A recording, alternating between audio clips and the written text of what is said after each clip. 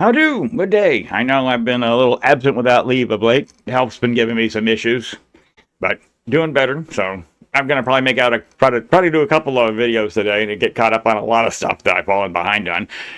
In particular, our son, which has been incredibly active and still remaining incredibly active, which is fun. It's great, you know. But this is a tear. It's not really a tear. I mean, it happens all the time, but that is looking into the sun. All that other stuff has blown out. CME, coronal mass ejection. That gets thrown out into space, and that is right near our plane. But luckily, when it happened, it was around that way, around behind, so the energy shot up and it basically still misses us, which is, you know, again, we have to watch this plane here and has to pop off over to this direction for it to come around and meet us. We've had a couple very big ones, several of them back to back to back, and our ionosphere, our magnetic field, we're just glowing like you wouldn't believe because we're getting all kinds of activity from this.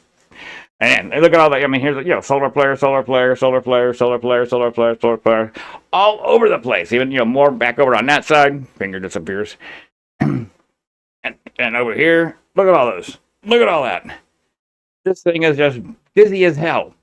Which, again, it's cool. It's fun. But that's also why Artemis 2, which is our return to the moon, has been postponed. Because NASA does not want to launch. Excuse me. NASA does not want to launch with this level of solar activity going on, especially with some of the, you know, the really big flares we've got and have missed us on Earth, but still, you know. And it just missed it, just moved away. But you can see some of that big old hole right in there. Okay, you can see it up in that corner there. Okay, there we go. There we go. It's live. But you can see, like on the blue image, you can see all those spots. Those are solar flares. There you can see the, you know, where the CME came out.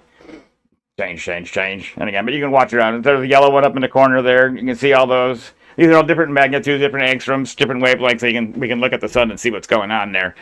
But as you can see, this is busy. This is busy. Normally, you know, we'd get, oh look, there's one, you know, or two, maybe. You know, but I mean, look, the thing's like 360 degrees just firing off all over the place, which is great, fun. But, you know, again, we don't need a Carrington event. That's the one that happened back in 18 something. That's, you know, luckily we didn't have that high a tech, but it did fry out all the telegraph lines. They just caught fire, melted, burnt, etc. So we can't have one of those. Another one of those. And with today's tech, that would. We'd know it. You'd know it. We'd all know it if something that big has hit us, and we've come close. Again, it all depends on the plane.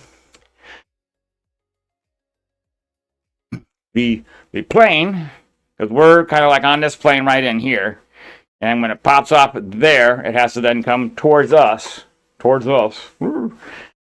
as it turns. So if it, you know, pops off over on this side as the sun's turning this way, we have a better chance of it coming at us. But luckily, it's been popping off around behind, so it goes out away from us, which is good. Not towards us. But also we got all this other activity going off again, 360, and all it takes is one to finally line up with where we're at, and we'll get some more fun. But anyhow, the aurora borealis have been wonderful. So what I'm told and what I've seen. It's fluctuated in colors that is seldomly ever seen because of the incredibly high level of plasma energy being so charged up. We're getting actually seeing oxygen and nitrogen colors burning out, which you usually don't see. You know, blues and greens, and usually you see yellows and reds and along those. But you know, and I would like to actually go see them in person one day, but maybe, never know. But anyhow. That's it for right now. I'm going to try to pop out something else. I covered Artemis 2. Yep, okay. And, yeah, keep an eye out. Try to get more active again. If something big comes our way, I'll try to get online sooner than I've been of late. And I'll let you know. But anyhow, it's always not a bad idea to check out space weather. Things like spaceweather.com or NOAA Space Weather, any of those. They'll give you updates and show you what's going on if you have any interest in looking, or even just checking out how cool the sun's looking. And again, this is we're in a real busy time, which is good. Busier than we've been in a long time, and it probably has a lot to do, or probably has a lot of effect on us on Earth. Well, it has to. But, again, with weather, earthquakes, maybe, possibly, I think so. But, don't know. Anyhow, behave yourself out there. Behave. Still tons of weirdos out there doing a bunch of weird stuff. Just, be cool and ignore them. I don't know what happened to the adults in the world, but apparently they're on vacation. Anyhow, may your God go with you, and sabos.